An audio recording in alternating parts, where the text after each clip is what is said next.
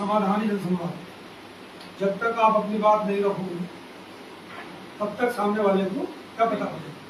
कहते हैं ना, अगर रहोगे तो माँ भी भूल नहीं करेगी। हम लोगों को अपनी बातें हर सबसे ज्यादा जरूरी है, उसको ऐसे स्टैंड पर रखो, ऐसी जगह रखो जिससे उसका इलाज हो सके, ठीक हो सके। अब आपको बीमारी है दांत की और चलेगा अग्रवाल आपके बाद बुखार ठीक कराना है, कोई आपका दांत ठीक नहीं कर पाएंगे तो बुखार ठीक करना है। तो सबसे मेन चीज है कि जिस चीज की जहां जरूरत है वहां तक वो, ये सड़क का जो काम है आप देखना चाहें तो मैं यहाँ से आपको दिखा के देखूँ, फोटो खींच के, ठीक है। और मैंने बाहर भी कहा, यहाँ भी कहा कि हम लोग मतलब पूरी तैयारी से लग रहे हैं, पूरी ताकत से लग रहे हैं, जल्दी से जल्दी जितनी भी जल्दी होगी कि कराने का प्रयास करें। इसी क्रम में आज सुबह डीओ साहब को बुलाया तो उनसे कहा कि आप जो है अच्छी सी ड्राफ्टिंग करके कि हम 2 एनओसी मांग रहे हैं, हम लोग भी उनका विषय रखें, तो मैं अपना लेटर रोल लगाऊँ उसमें, तो इसमें देरी मत करो। एनओसी के चक्कर में जनता परेशान ना हो, जनता को तो रोड बनने से मतलब है ना, हम लड़ाई लड़ते रहे लेकिन हमारा काम एनओसी मिल जाएगी काम चालू। तो इन सब बातों पे मैं आपके बिना कहे भी लगाऊं। दूसरी 2-3 बात मैं सुनवाई पोर्टल विधायक का मेरे ख्याल में इस पे अब तक 4000 के करीब समस्या आई है, जिनमें से निदान।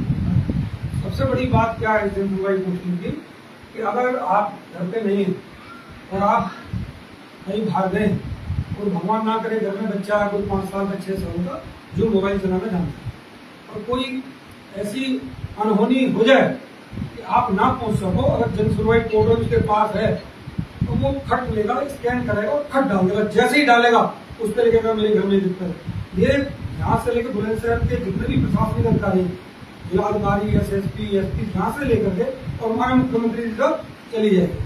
पुराना खासा आपने यहाँ पोर्टल पर डाल दिया, तुम्हारे संग कोई घटना हुई नहीं और किसी ने आपका नाम ले दिया तो किसी की दुनिया की ताकत नहीं है तो उसमें कोई बिल्डी बना सके, क्योंकि तुम्हारी प्रेजेंट इसमें लग गई और ये ऐसा सबूत है जिसे कोई आपका विधायक आपके हाथ में, इसलिए ये लगा। आपकी समस्या जो भी डालें इस पर समस्या किस पे डालो मुझे दे दो। अब ये जितनी बातें सुनिए सब फेसबुक पर पढ़ेंगी, आप इन सबको शेयर करोगे तो आधे नगरों को पता पड़ जाएगी कि राजेंद्र अग्रवाल जी जो दिया जिस विषय के बारे में बात करनी है उस विषय गंभीर है, लेकिन वो जाएगा जरूर। अभी मैं देखूंगा यार आदमी सोए शेयर ना आएगा पुस्तक, तो आप लोग फ्री में उन भी कमा रहे हो और हमारी सरकार की भी वाह वाह बोली, माने मुख्यमंत्री जी पैसा दे रहे हैं, वो उनकी चर्चा हो गई। ऐसा मुख्यमंत्री है जो गरीब मजदूर बेसहारा वंचित सबकी सोचता है, ऐसे प्रधानमंत्री है जो सबके बारे में सोचता है। मैं है आप विधायक को इसमें भी कुछ है, सरकार की रीति नीति बताते रहो, सरकार के काम की चर्चा करते रहो। क्यों ये भी मैं हर आदमी जानता होगा कि 2017 से पहले उत्तर प्रदेश की क्या स्थिति और आज क्या है, तो ये कैसे आगे और बढ़िया बने। माननीय मुख्यमंत्री जी 20 घंटे जागते हैं, 24 घंटे और इतना परिश्रम कर रहे हैं कि भाई उत्तर प्रदेश अभी बहुत सी चीजें, आज इतना लंबा भाषण दूंगा तो बनेंगे नहीं। अर्थव्यवस्था में आपको 3रे नंबर पर लगता है। ये कहा कांग्रेस के जमाने में तो 12वें 13वें नंबर था, आज अर्थव्यवस्था में 2रे नंबर पे है उत्तर प्रदेश। कौन से नंबर पे? दूसरे पे, और एक ही बाकी रह गया पूरे देश में।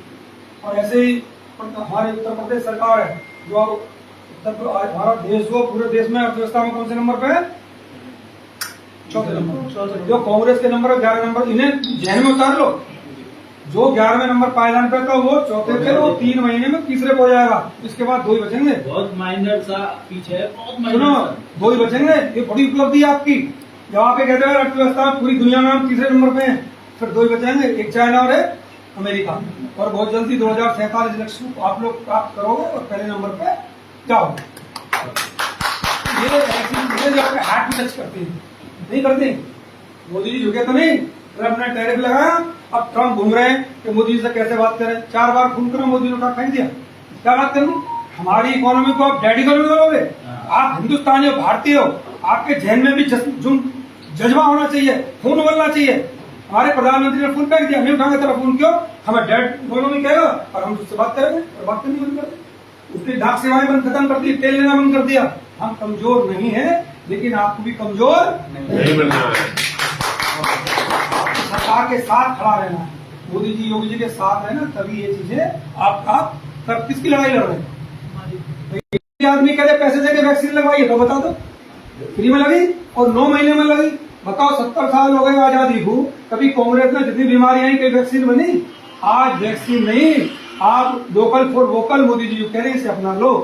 स्वदेशी जब यूज करना शुरू कर दोगे तो टेरिफेरी कुछ रहेंगे नहीं। अपना 10 रुपये महंगा होगा अपना आइटम, लेकिन उसमें मेरे हिंदुस्तान के, मेरे भारत के मजदूर का पसीना है, इसलिए मैं 10 रुपये फालतू। बहुत बढ़िया।